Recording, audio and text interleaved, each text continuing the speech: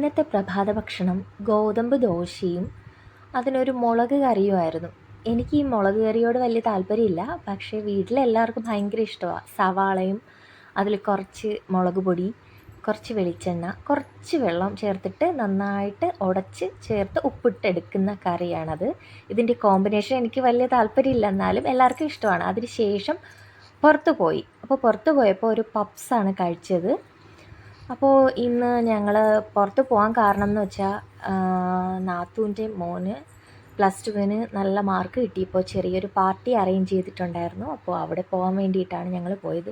പക്ഷേ രാവിലെ എനിക്ക് ഗോതമ്പ് ദോശയോട് വലിയ താല്പര്യമില്ലാത്തതുകൊണ്ട് ഞാൻ കഴിച്ചില്ല. അപ്പോൾ ഈ പപ്സും ഈ സമൂസയും കഴിച്ചു. പിന്നെയും ഭയങ്കര വിശപ്പായിരുന്നു. ഒരു ചായ കുടിച്ചു. ആക്രാന്തം തീരുന്നില്ല, അങ്ങനെ ഒരു ഫീലായിരുന്നു എനിക്ക്.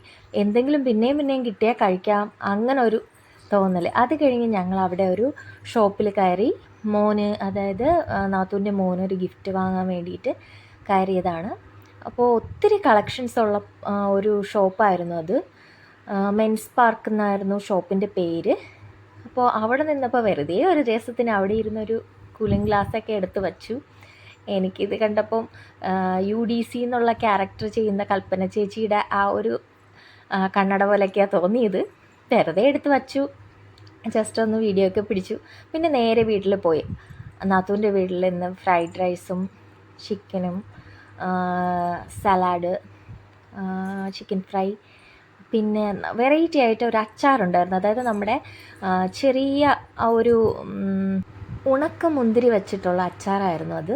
നല്ല ടേസ്റ്റി ആയിരുന്നു, എനിക്ക് ഭയങ്കര ഇഷ്ടമായി. ആദ്യമായിട്ടാണ് കഴിക്കുന്നത്.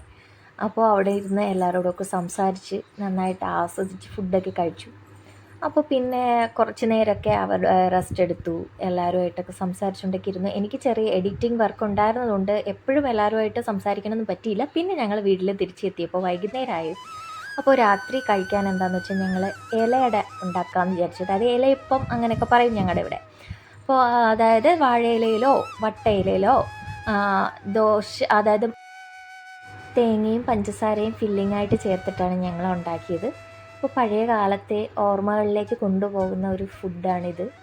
അങ്ങനെയുള്ളൊരു പലഹാരമാണിത്. അങ്ങനെ ഇന്നത്തെ ദിവസം അങ്ങനെ അങ്ങ് കഴിഞ്ഞു പോയി.